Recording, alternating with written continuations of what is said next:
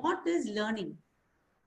So you imagine the maths class is happening, okay? And the teacher is teaching multiplication 2-digit into 2-digit numbers. Now, if the child has to learn 2-digit into 2-digit multiplication, he has to have an understanding of what is addition.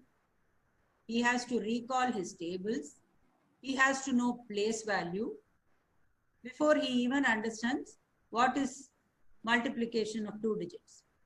Also, after understanding, relating, and making connections, the child has to understand, why am I learning? Why do I need to learn 2-digit into 2-digit multiplication? Where do I use it in life? So he has to come up with answers like, okay, it could be in a theater where you need to count the number of seats. So learning first is defined as understanding, connecting new knowledge with earlier knowledge, prior knowledge, and the application of that knowledge. Now, if I want to learn something new, for example, I enroll myself in, say, German class. So I learn a new language and I learn new grammar. I read new literature. So I'm open to a new culture of how people live, how people eat, how people work. So that is also learning. So understanding, relating, making connections, acquiring new knowledge is also learning. Now let's not forget, learning is also acquiring a new skill. Skill means what? A skill is something you do. For example, you learn how to sing a song, or you learn how to swim, or you learn how to drive a car. Now, this reminds me of a story. I think many of you will be familiar with this story, where there was this very academically excellent, brilliant man. Okay, he was good. Any topic you give him, he could give discourses on for hours. Now, this man wanted to cross a river, so he got into a boat. And the problem with this our man was that he was too proud about his learning.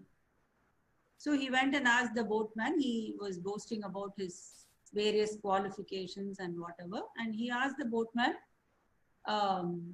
what have you learned? What do you know? So the boatman said, I'm just hoping that, I will pass my exams this year. I haven't been able to.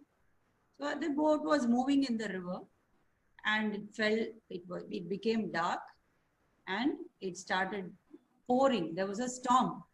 So in that darkness, the boat went and hit a rock.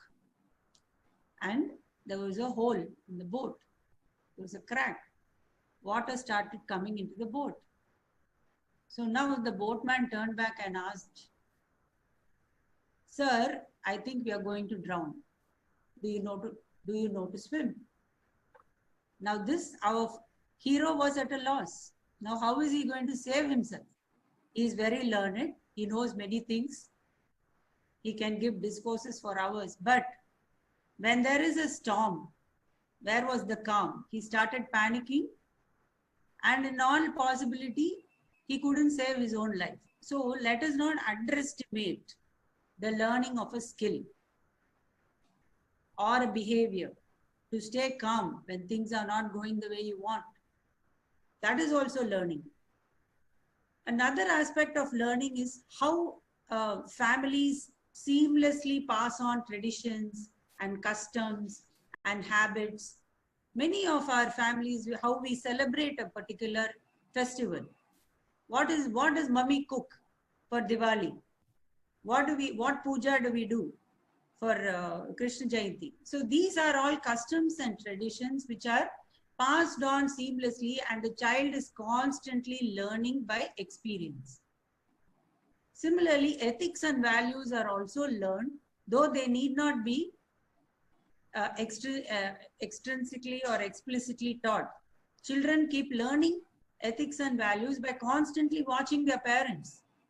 They learn to appreciate beauty. They develop attitudes and beliefs. So as people grow older, we say, you should have a positive attitude. How will it come suddenly? It has to be taught. It has to be learned.